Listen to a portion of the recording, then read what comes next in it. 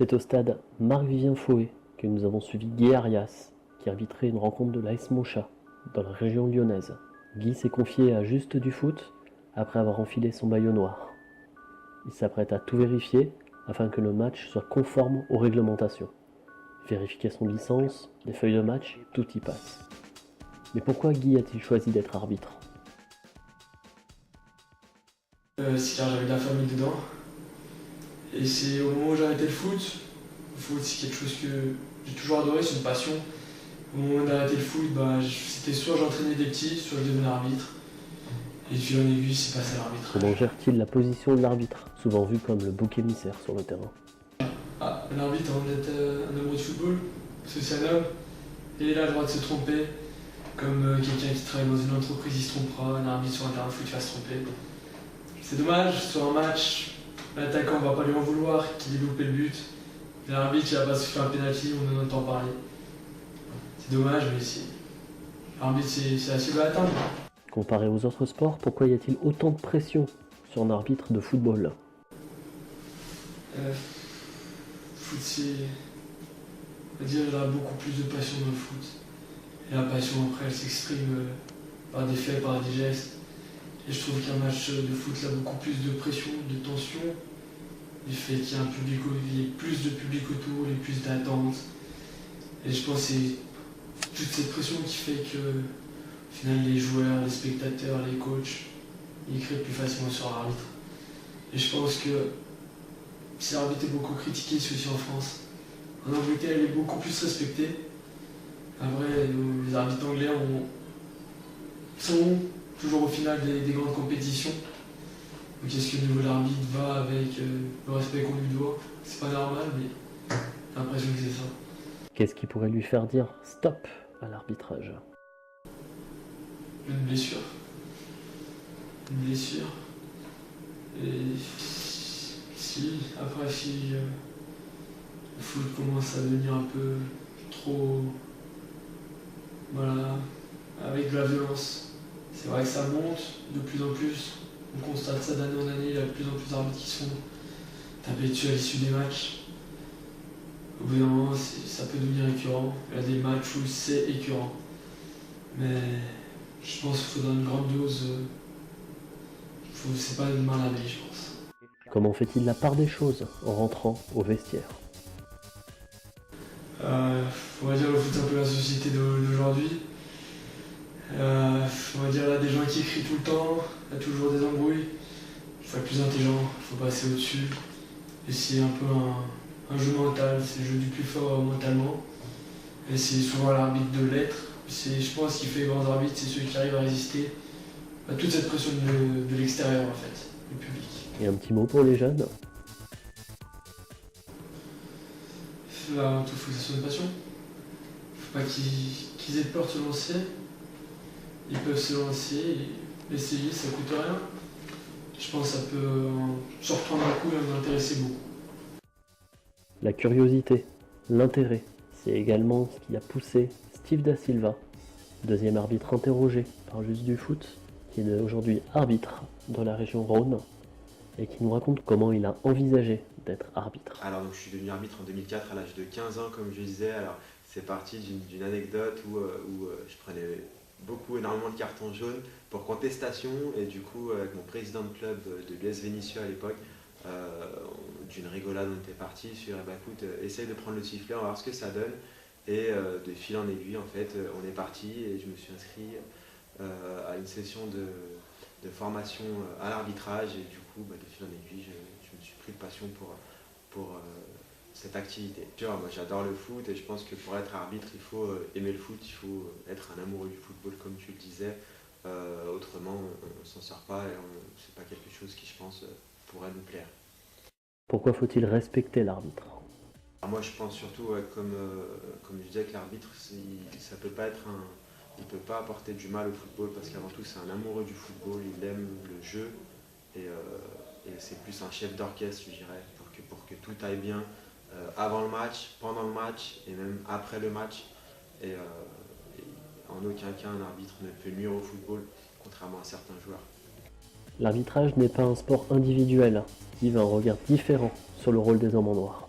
Je pense que c'est plutôt la troisième équipe sur le terrain, donc il y a deux équipes qui s'affrontent entre guillemets, et il y a la troisième équipe, l'équipe arbitrale avec donc le maestro, comme je disais, qui est l'arbitre central, et ses deux assistants, voire même son assistant 4 et son assistant 5 au plus haut niveau, et c'est vraiment une équipe qui fait en sorte que tout se passe bien, avec également les délégués, l'apport des délégués de temps en temps.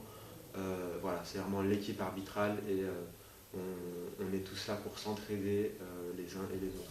Comment gérer la pression mise sur l'arbitre? Alors quand on gagne, c'est grâce à nous, mais quand on perd, c'est à cause de l'arbitre, bien souvent, et c'est malheureux, parce que personnellement, j'ai jamais vu un arbitre marquer un but. Alors certes, l'arbitre peut faire des erreurs comme tout le monde, sauf que l'arbitre, peut-être à l'image d'un gardien, par exemple, le défenseur central, quand il va faire une erreur, forcément, on va se focaliser dessus, et ça va être mis en avant, ça va être mis en lumière, et on va le souligner sur ligne encadrée, alors que bon nombre de joueurs font des fautes ou des erreurs tout au long du match qui vont passer un peu plus inaperçues. Les arbitres du Rhône, par exemple, bénéficient d'une aide très appréciée.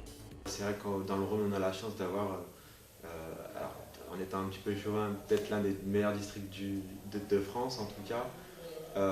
C'est vrai qu'au niveau de l'arbitrage, nous quand on arrive en ligue pour passer les examens, on est très bien préparé, très bien accompagné par rapport à d'autres collègues d'autres districts qui malheureusement arrivent et ils arrivent un peu dans l'inconnu. Nous c'est vrai que dans le Rhône, on a la chance d'être suivi par des arbitres du Rhône ou même parfois d'autres districts mais qui ont déjà un niveau élevé, qui sont au plus haut niveau de ligue, voire fédé, voire même on a été accompagné par des arbitres Ligue 1 et Ligue 2 et c'est bien sûr un plus par rapport à d'autres districts, mais c'est surtout une aide indéniable et ça nous pousse à donner le meilleur de nous-mêmes, ça nous pousse à vraiment sortir ce qu'on a au fond de nous, alors que ce soit sur le terrain, lors des observations par justement ce genre de personnes qui ont des expériences énormes, et puis même aussi au niveau théorique, au niveau de quand on potasse les lois du jeu, quand on étudie les lois du jeu, quand on doit faire des dissertations, être accompagné par ce genre de personnes qui en ont fait des dizaines et des dizaines, et qui ont l'expérience, qui peuvent nous donner ces petits tuyaux, ces petits trucs pour avoir des bonnes notes, et c'est toujours un plus, et on apprécie vraiment. Ouais, alors moi, l'ambiance, en tout cas ici, au niveau du district du Rhône, elle est très très bonne. On est un peu comme une grande famille, enfin on est tous collègues, on n'est pas tous amis, hein, c'est pas non plus le monde des bisounours, mais je veux dire, il y a du respect, et puis quand on se voit, on est toujours, en tout cas très souvent, content et heureux de se revoir, que ce soit entre arbitres, avec les spécifiques assistants, ou avec les arbitres centraux qui font un peu de centre et puis un peu de touche aussi, avec les délégués, avec même l'encadrement, j'ai envie de dire. Dès qu'on se retrouve, voilà, il y a toujours au moins ce respect, de se serrer la main, de se saluer, de se dire bonjour. Et c'est vraiment, on est une grande famille, on est là pour avancer tous ensemble. Je trouve que c'est très important. Un petit mot pour les jeunes? Pour éventuellement les jeunes arbitres ou les personnes qui ça pourrait intéresser, les joueurs ou les joueuses aussi, hein, parce qu'on a beaucoup aussi d'arbitres féminines, on a de plus en plus, et c'est quelque chose de très bien aussi. Je vous invite et je vous encourage à le faire. Alors outre le côté pécunier, le côté avoir un petit peu de sous à la fin du mois, pour lequel les plus jeunes seront peut-être intéressés, il y a vraiment le côté où on reste quand même, si on aime le foot, qu'on n'est pas très fort ou que du coup ça nous prend trop de temps ou avec les études on ne peut pas cumuler les deux. L'arbitrage, je pense que ça peut être un bon compromis, comme je disais, tout en restant au contact du football pour les amoureux du football, tout en restant au cœur du jeu, mais l'arbitrage c'est également une formidable école de la vie, comme je disais. On apprend à faire plein de choses, on apprend le respect, on se responsabilise beaucoup, et dès le plus jeune âge, hein, dès 14, 15, 16 ans, on apprend à gérer un match, à gérer 22 joueurs, plus 2 coachs, plus les remplaçants, plus parfois les spectateurs. Enfin, c'est vraiment une belle école de la vie, comme je le disais. Et moi j'encourage n'importe quel jeune, fille ou garçon, à devenir arbitre. Au téléphone, Bruno Derrien, ancien arbitre international. Il a souhaité laisser un petit message aux arbitres du monde amateur. Je voudrais leur assurer de toute ma sympathie, de tout mon soutien. Ils exercent une belle mission, on a besoin d'eux. Et certains même prennent des fois des risques pour assouvir leur passion, parce qu'il faut rappeler quand même que les arbitres amateurs sont agressés malheureusement sur les terrains le week-end. Je crois qu'il y a une centaine d'agressions d'arbitres par saison, c'est beaucoup. Il faut vraiment avoir du courage. Voilà, ils aiment ce qu'ils font et faut vraiment, je leur tire mon coup de chapeau parce que c'est beau. Ils prennent du plaisir et vraiment il faut les encourager et les soutenir et je voudrais leur témoigner de mon amical soutien. Du coup, d'abord, Bruno, merci beaucoup pour ton message de soutien et tout ce que tu nous as dit. C'est vrai que, comme je le disais tout à l'heure, on fait peut-être pas le même arbitrage que vous. C'est vrai que l'arbitrage professionnel et l'arbitrage amateur, c'est totalement différent. Et après, encore une fois, dans le Rhône, on est vraiment très chanceux. Je crois qu'on est l'un des districts où il y a le moins d'agressions parce qu'on est très très bien protégé. On a également l'UNAF, l'Union nationale des arbitres de France, qui nous protège au cas où, qui nous accompagne si jamais il y a des procès ou si ça doit aller un peu plus loin au niveau juridique et que ça ne reste pas que dans le cadre du football. Et puis on a des agressions qui, comme tu le disais, tu parlais des agressions, on a un nombre d'agressions qui diminue d'année en année et qui est pas loin de zéro, donc on s'en félicite. En tout cas dans le Rhône, je parle. Et je pense que dans la France, la tendance est également la même. On est plus sur une phase descendante. Après, c'est vrai que parler de risque, c'est peut-être un peu beaucoup, parce qu'on est tous des amoureux du football à un moment donné, et puis le football, ça reste un jeu, quoi qu'il arrive, et surtout et encore plus au niveau amateur. Si on se déplace le dimanche après-midi pour se taper dessus, c'est qu'on n'a pas compris, c'est qu'on a loupé quelque chose à un moment donné. Et je pense que c'est pas les valeurs du sport et puis du football, tout simplement. Bruno Derrien a accepté de donner son avis à #JusteDuFoot sur la place des arbitres. L'arbitre, c'est quand même...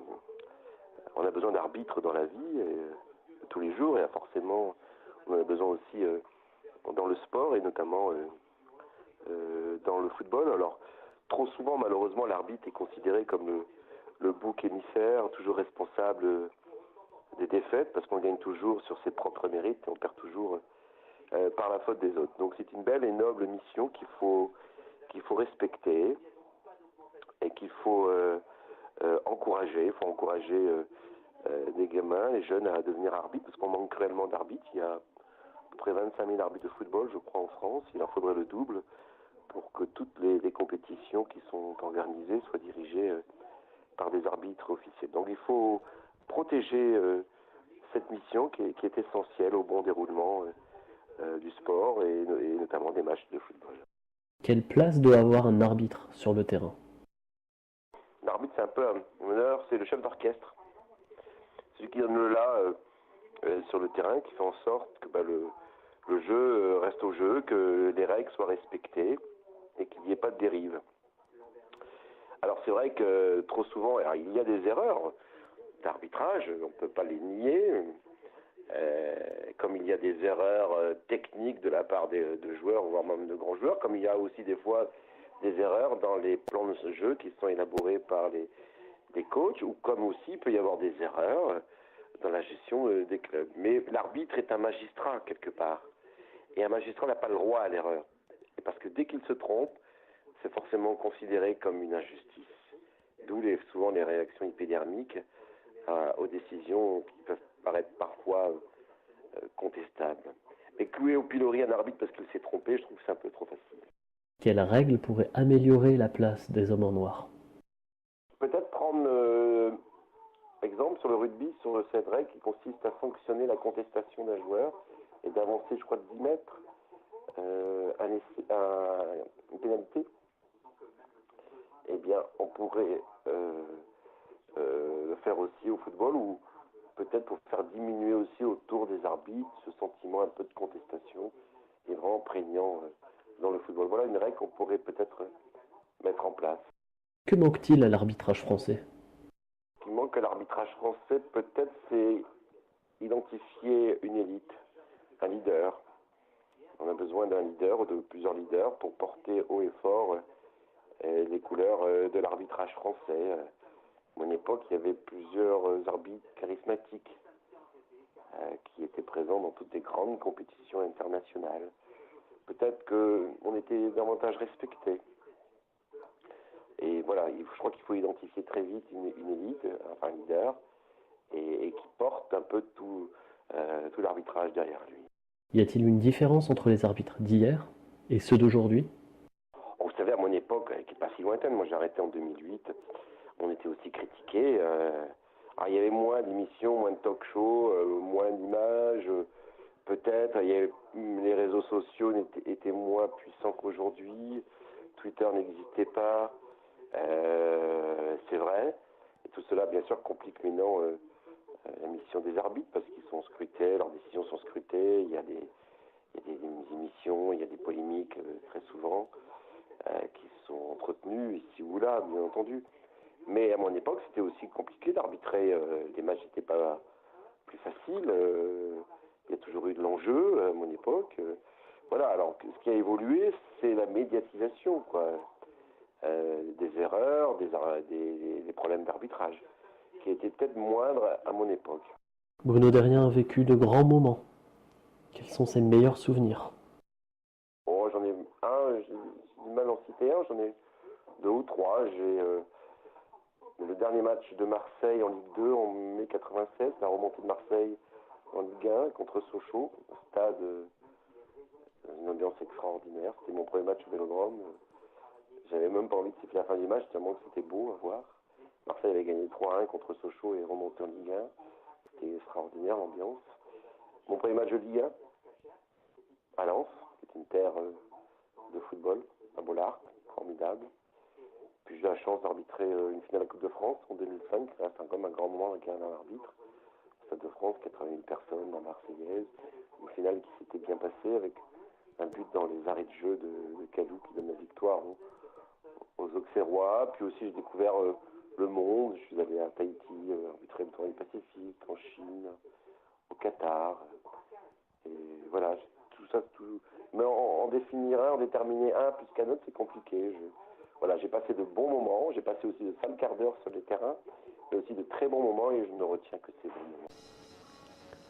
Trop souvent sous-estimé, l'arbitre fait partie du football. C'est un élément essentiel du bon déroulement d'un match. De récentes statistiques indiquaient qu'un arbitre parcourt en moyenne 10 km par match. À titre de comparaison, un journal espagnol rapportait que Lionel Messi est à 8,5 km de moyenne et Cristiano Ronaldo 9 km. Andrés Iniesta culmine lui à 11,4 km. On dit souvent que l'erreur est humaine, mais le football est un sport humain. Les éventuelles erreurs font partie du jeu. Certaines erreurs ne sont pas visibles à l'œil nu. Elles sont donc sujettes à interprétation, et tout cela à vitesse réelle, sans ralenti.